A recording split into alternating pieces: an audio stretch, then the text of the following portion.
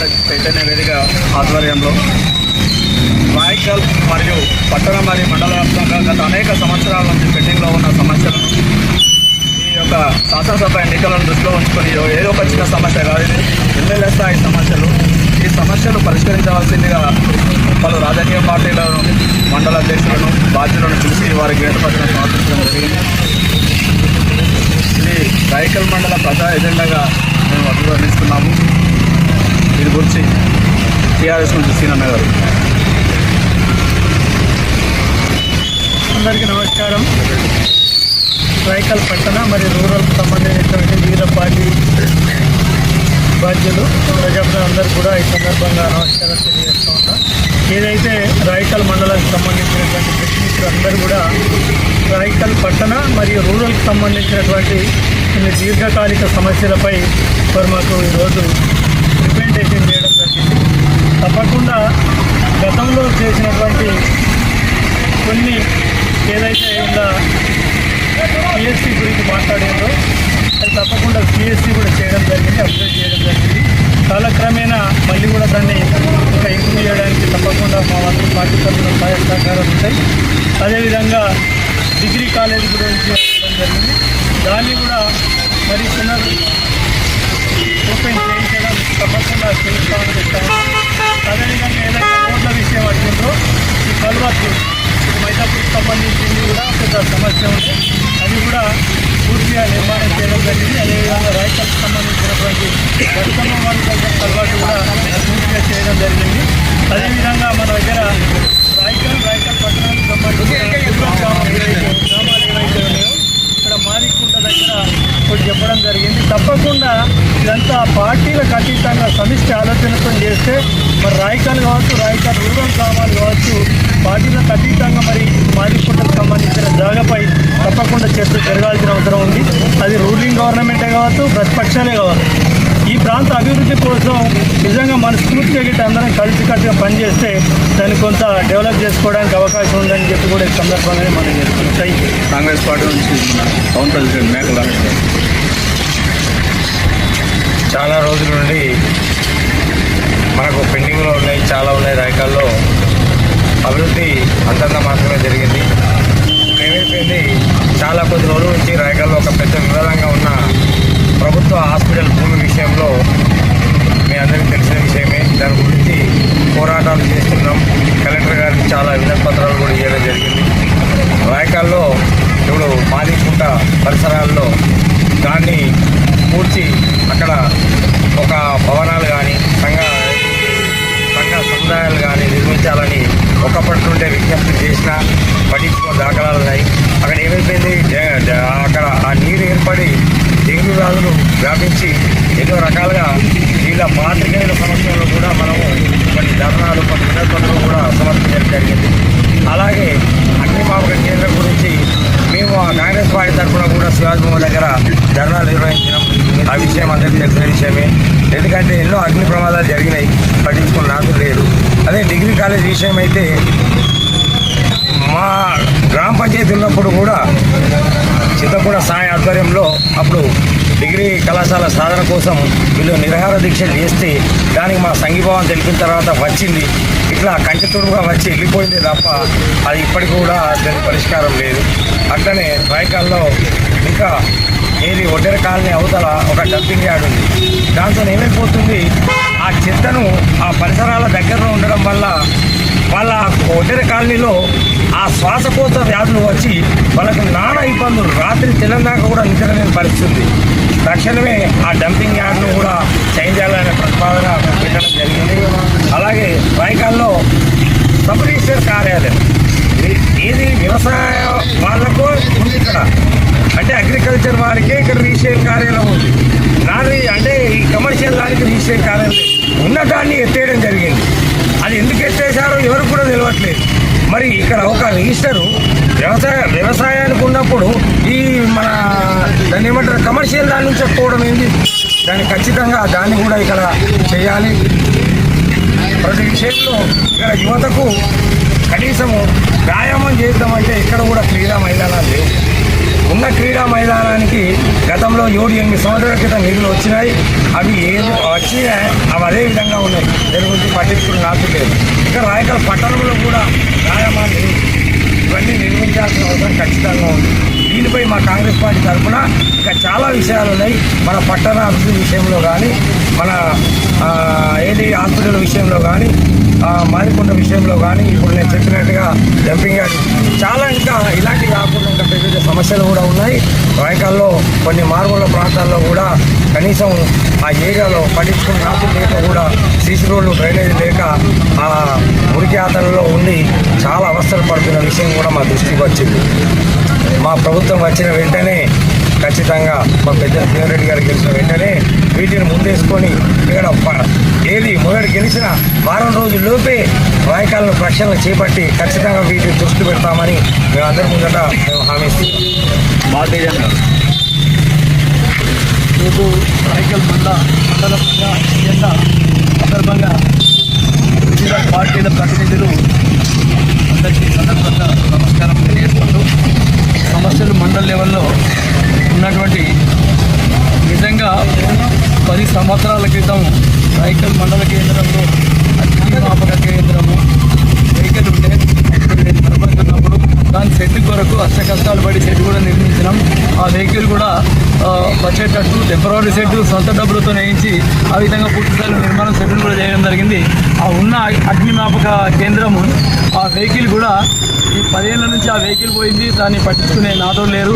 కాబట్టి అది కాక మాదిగకుంటలో మాత్రం 30 సంవత్సరాల నుంచి ఊరి శ్రేయస్సు మండల శ్రేయస్సు కొరకు అవసరం ఇది. మేమైతే నా వ్యక్తిగతంగానైతే ఏ పార్టీలో ఉన్నా 30 సంవత్సరాల నుంచి పోరాటం చేస్తూ ఉన్నాము. ఊరికి ఇది ఒక మధ్య కూడలిలో ఉన్నటువంటి స్థలము. ఇది ప్రజా ఉపయోగానికి నోచుకోనటువంటి పరిస్థితి ఒక 30 సంవత్సరాల నుంచి ఉన్నది. కాబట్టి మా భారతీయ జనతా పార్టీ నుంచి ఈ అన్ని సమస్యల మీద కూడా పరిష్కారానికి కృషి చేస్తామని చెప్పుకుంటూ, ఇంకా రాయకల్ ప్రభుత్వ ఆసుపత్రి భూమి యొక్క వివాదాస్పదము ఇది మాత్రం ఒక 2 సంవత్సరాల నుంచి పోరాటం చేయడం జరుగుతున్నది. ఆ భూమి ఏదైతే కబ్జాకు గురైందో దాని గురించి ఆ భూమి రిజిస్ట్రేషన్ ఏ విధంగా అయితే 1 సంవత్సరం నుంచి జరిగిందో ఆ రిజిస్ట్రేషన్ ఫేక్ రిజిస్ట్రేషన్ అని రిజిస్ట్రేషన్ క్యాన్సిల్ కూడా కావడం జరిగింది. రిజిస్ట్రేషన్ క్యాన్సిల్ అయిన తర్వాత కూడా ప్రత్యర్థులు కోర్టుకు వెళ్ళడం జరిగింది. అయితే ఇది పూర్తిగా 3 ఎకరాల 6 గుంటలు ప్రభుత్వ భూమి అని ధరణిలోనే ఉన్నది. అంటే ప్రభుత్వ అధికారులు తలసుకుంటే ఇది మా భూమి అని, మీ భూమి ఎక్కడున్నదో చూసుకోపోమని అక్కడ పోయి వాళ్ళు జెండా వేసుకునేటువంటి పరిస్థితి. కానీ పట్టించుకునే నాదులు లేరు. రాయకల్ ప్రభుత్వ ఆసుపత్రి రాయకల్ సబ్ రిజిస్ట్రార్ కార్యాలయం ఉన్నది పోయింది. మా పార్టీ తరఫున బీజేపీ భారతీయ జనతా పార్టీ తరఫున ఇవన్నీ సమస్యలు కూడా సాల్వ్ చేసే దానికి కృషి జరుగుతుందని చెప్తున్నాము. ఈ గల్ఫ్ బాధితుల గురించి ఇది మన మండల స్థాయి సమస్య కాదు. మన గల్ఫ్ బాధితుల గురించి మన స్టేట్ స్థాయిలో కూడా దేశ స్థాయిలో కూడా ఒక మంత్రిత్వ శాఖనే పెడతామని చెప్పి మన బీజేపీ పార్టీ తరఫున ఏది పార్టీ మేనిఫెస్టోనే పెట్టడం జరిగింది. కాబట్టి బాధితులందరికీ కూడా క్షేమంగా వాళ్ళ బాగోగులు మంత్రిత్వ శాఖ ఉంటే అసలు ఈ అగ్రిమెంట్లు వెళ్ళే వాళ్ళు ఎట్లా వెళ్తున్నారు, మోసాలు జరగకుండా చూసేటువంటి పరిస్థితి ఎప్పటికప్పుడు అప్డేట్ ఉంటుంది. కాబట్టి మంత్రిత్వ శాఖ ఉంటే ఇటువంటి చర్యలన్నీ కూడా జరుగుతూ ఉన్నాయి. కాబట్టి ఇవన్నీ సమస్యల కృషికి భారతీయ జనతా పార్టీ తరఫున మేము ఈ లోకల్ స్థాయిలో ఈ గుడికోటది ఎన్నో ఏళ్ళ నుంచి ఆ భూములు ఉన్నాయని చెప్పి వెలికి మేము సర్పంచ్గా ఉన్నప్పుడే వెలికి తీయడం జరిగింది. అసలు గుడికోట ఈరోజు ఏ స్థాయిలో ఉన్నదో నేను సర్పంచ్గా ఉన్నప్పుడు అది మొత్తం ఏది మనసులెత్తు అలము పందులు విసర్జన ఇటువంటి అసాంఘిక కార్యక్రమాలు నడుస్తున్నటువంటి పరిస్థితిలో ఉన్నటువంటిది. ఇవాళ మీరు చూస్తే అది పూర్తి స్థాయిలో గార్డెను, కంపౌండ్ వాళ్ళు, అన్ని గేట్లు మరియు ప్రతిష్ట గణపతి గుడి కూడా రత్నాకరరావు సాబు మన ఏది దేవాదాయ శాఖ మంత్రి ఉన్నప్పుడు వారి సహకారము ఇవన్నీ డెవలప్ చేయడం జరిగింది. చివరికి మన కృష్ణారావు విద్యాల భాషలో కృష్ణారావు సహకారంతో కూడా పూర్తి స్థాయిలో దాన్ని పునఃప్రతిష్ఠ చేయడం జరిగింది. కాబట్టి మేము లోకల్లో మా వ్యక్తిగతంగా మా పార్టీ తరఫున ఈ సమస్యలు అన్నిటిని కూడా పోరాటం చేసి ఇవన్నిటి కూడా పరిష్కార దిశగా మా పార్టీ తరఫున వెళ్తామని చెప్పి బీజేపీ పార్టీ తరఫున వెళ్తామని చెప్పి ఉన్నాం. ఎల్లప్పుడూ అభివృద్ధి జరగాలి, గ్రామాలు పచ్చగా ఉండాలి, మంచిగా ఉండాలి, అందరూ బాగుండాలని కోరుకునే నాయకులు జగన్మోహన్ రెడ్డి గారు ఉన్నారు. నేను గాంధీ చౌకడు ప్రింట్ మీడియా మరియు ఎలక్ట్రానిక్ మీడియా మిత్రులందరూ కూడా సందర్భంగా గత 5 సంవత్సరాల ముందే మనం ఈ మిత్రులందరి సహకారంతో మరియు రాయకల్పట్నంలో అన్ని కులాల ప్రతినిధులను పిలిచి ఈ సమస్యలన్నిటిపై కూడా మనం మీటింగ్ చేయడం జరిగింది. అప్పుడు కూడా అన్ని పార్టీల ప్రతినిధులకు మనం విరమిస్తున్నాం. కాకపోతే దురదృష్టవశాత్తు లేదా లేకనో ఇంకేదో సమయభావం సరిపోకనో మనకి పనులన్నీ చాలా అంటే మిగిలిపోయినాయి. ఇప్పుడు మిత్రులు చెప్పినట్టుగా ఫైర్ స్టేషన్ అయితేనేమి, ఫైర్ ఇంజన్ అయితేనేమి, ఇది 100 బెడ్ హాస్పిటల్ చేయాల్సిన అవసరం ఎంతైనా ఉంది. మన రైకల్ ప్రభుత్వ ఆసుపత్రి అది చేసినట్టయితే ఇక్కడ ఏదైతే శవాలు పోస్ట్మార్టం ఈరోజు జగిత్యాల అటు తీసుకెళ్తున్నామో అదే వ్యయానికి కూడా గరీబు వాళ్ళు ఒక శవాన్ని తీసుకొని పోయి అక్కడికి వెళ్ళి ఇక్కడికి తీసుకురావాలంటే కొంచెం ఖర్చుతో కూడుకున్నది. కాబట్టి అట్లాంటి సౌకర్యం కూడా మనకు 100% అయినట్టయితే అది మనకు అందుబాటులోకి వస్తుంది. ఇక డిగ్రీ కాలేజీలో చాలామంది మిత్రులు సాయి కుమార్ వెంటనే చనిపోవడం జరిగింది.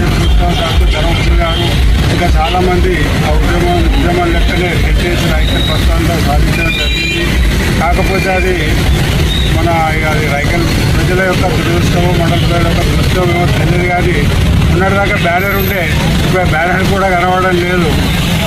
ఇప్పుడు అన్ని పార్టీలను నేను కూడా రిక్వెస్ట్ చేస్తున్నాను. నేను ఏ పార్టీలో పనిచేసినప్పటికి కూడా మిగతా పార్టీలను కూడా ఏ పార్టీ ఎమ్మెల్యేగా గెలుస్తారో వారు కూడా ఇలాంటి సమస్యలన్నింటిలో దృష్టిలో పెట్టుకొని ఆయా ప్రజలపై ఒత్తిడి చేస్తూ ఈ సమస్యల పరిష్కారం కృషి చేయాలని కోరుకుంటూ, ఇంకోటి సామాన్యులకు అందుబాటులో ఉండే గతంలో నేను సర్పంచ్గా ఉన్నప్పటి నుండి కూడా అంతకుముందు కూడా ఉండే ఇట్కాల్ ఎక్స్ప్రెస్ అనేది ఒకటి ఉండే.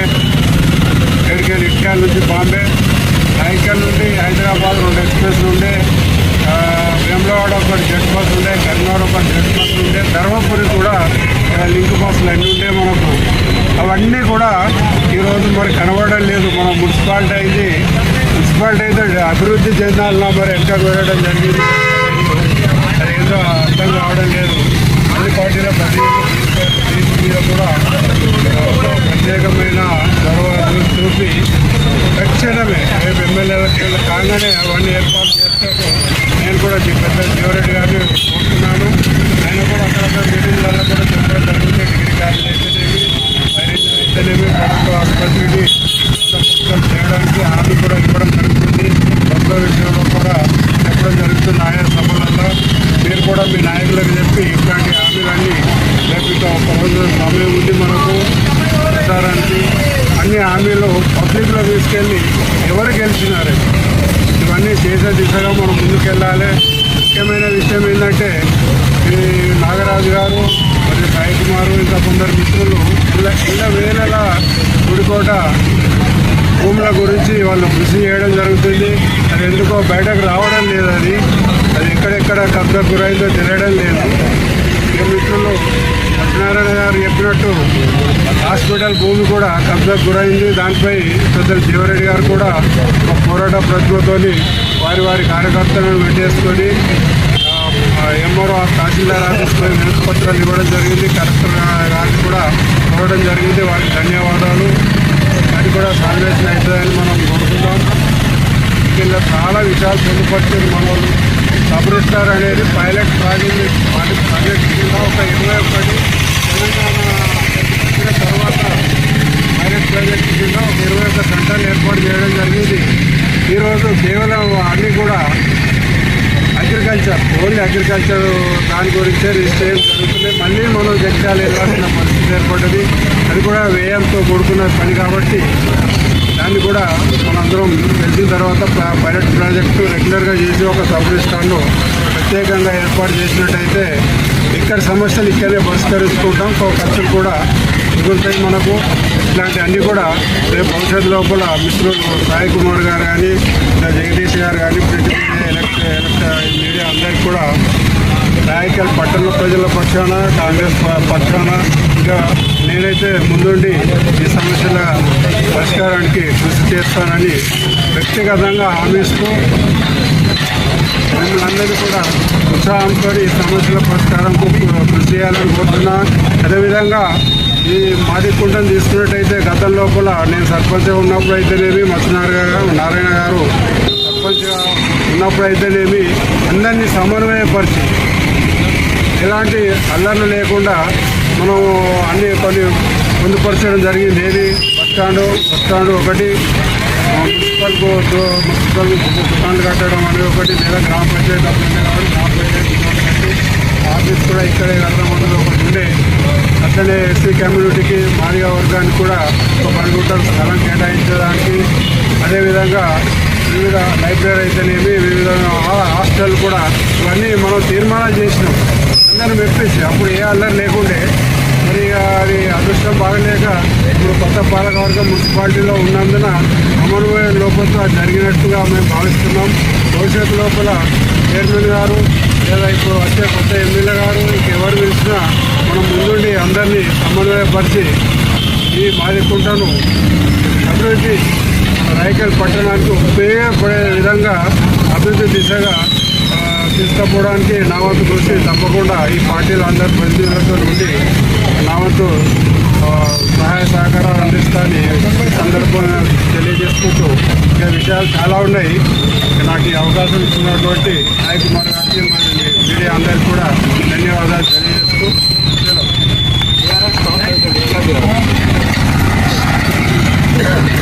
ఐక్యవేదిక సమస్యలకు పరిష్కారానికి నిర్వహించిన సాయి కుమార్ గారికి మరియు పెద్దలందరికీ, నాయకులందరికీ పేరు పేరున ధన్యవాదాలు. ఒకటి సమస్యలు మాత్రం ఉన్నాయి, వాస్తవంగా ఉన్నాయి. అగ్నిమాపక కేంద్రం అనేది కంపల్సరీ కావాలి. మొన్న ఒక 10 లక్షల దుకాణం కాలిపోయింది కిరాణం. అగ్నిమాపక వాహనం వచ్చే వరకు అది బూడిదైంది. ఒక 10 లక్షల నష్టం జరిగింది. అలాంటి నష్టాన్ని మనం అరికట్టాలంటే కంపల్సరీ అగ్నిమాపక కేంద్రం మనకు అవసరమే. దానికి సాధ్యమైనంత వరకు మనం కృషి చేసుకుందాం. నెక్స్ట్ ఏమున్నదంటే వృత్తి విద్య యువతకు అవసరం ఉన్నది. వృత్తి విద్య కొరకు సపరేట్ ఒకటి భవనం నిర్మించి అది నిర్వహిస్తే చాలా బాగుంటుంది. అది కూడా మనం చేసుకునే అవసరం ఉన్నది. నెక్స్ట్ ఏమున్నదంటే కొత్త విషయంగా మాది కొత్త విషయంగా ఎవరో మిస్గైడ్ చేసి అన్యాక్రాంతమైందని చెప్పి మిస్గైడ్ చేసి అనవసరంగా దానికి ఒక ఫండ్ పెట్టి డబ్బు వృధా చేసి అది దవ్వడంతో ఆ మురికి వాటర్ అంతా వచ్చి ప్రజలందరికీ అనారోగ్యానికి గురికి కారణమైపోతుంది. దాన్ని ఇప్పుడు వారసంతా ఉన్నది. ఆ వారసంతా గురించి మనం ఆలోచించి ప్రతి వారం చాలా ఇబ్బంది అవుతుంది. దాన్ని అంటే కొంతవరకైనా కానీ మనం ఇక్కడ నిర్వహించుకుంటే బాగుంటుంది. తర్వాత డెవలప్మెంట్ ఎట్లా చేస్తారో చేసుకోవచ్చు. దాన్ని మళ్ళీ చేయడానికి కొంచెం నీరు నిలకడ లేకుండా చేస్తే అది బాగుంటుంది. అది కూడా చేసుకోవాల్సిన అవసరం ఉన్నది. ఈ డ్రైనేజ్ వ్యవస్థ ఏదైతే మూడుగా మన గుంటలకు వచ్చేది దాన్ని పక్క నుండి తీసుకొని దానికి ఒక ప్లాన్ ప్రకారం బయటకు తీసుకపోతే మన ఆరోగ్యానికి సహకరించినట్టు ఉంటుంది అందరికీ.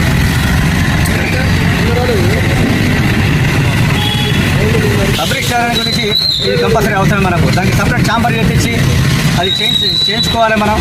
అది ప్రభుత్వం కూడా దానికి గుర్తించి పరిష్కారానికి చేసుకోవడానికి మన నాయకులందరూ సహకరిస్తే అది కూడా చేసుకుందాం మనం. సో పట్టణ విషయంగా అభివృద్ధి అనేది చాలా జరిగినప్పటికీ డ్రైనేజీలు అక్కడక్కడ సమస్యలు ఉన్నాయి. 25 కోట్ల రూపాయలు మన టీఆర్ఎస్ ప్రభుత్వం నుంచి వచ్చినాయి. అవి సజావుగా పని మనం వాడుకున్నాం. ఇంకా కొద్దిగా అక్కడక్కడ పనులు ఉన్నాయి, అవి కూడా చేసుకుందాం. ఈ అవకాశం ఇచ్చినటువంటి సాయి కుమార్ గారికి మరియు మిత్ర బృందానికి ధన్యవాదాలు. ప్రజా సమస్యల సాధనకి వచ్చిన అన్ని పార్టీల నాయకులకు నా యొక్క ప్రత్యేక ధన్యవాదాలు. మేము ఒక ప్రజా సంఘాలుగా జర్నలిస్టులుగా సమస్యలను గురించి పోరాడగలం, ఉద్యమించగలం, కానీ వీటిని పరిష్కరించగల ఏకైక రాజ్యాధికారం మీ వద్దనే ఉన్నది. మీరే శాసించగలరు, మీరే పాలించగలరు, మీరే మాకు సంబంధించిన పథకాలు నిధులు చేయగలుగుతారు కాబట్టి మీ దృష్టికి తేవడం జరిగింది. దయచేసి ఇలా ఉన్న సమస్యలు నా కోసము బస్సుల కోసం కావు, ఇవన్నీ ప్రజా సమస్యలు. దయచేసి ఎవరు గెలిచినా పరిష్కరించండి, పరిష్కరించకుంటే మిగతా పార్టీలు ప్రశ్నించండి. ధన్యవాదాలు.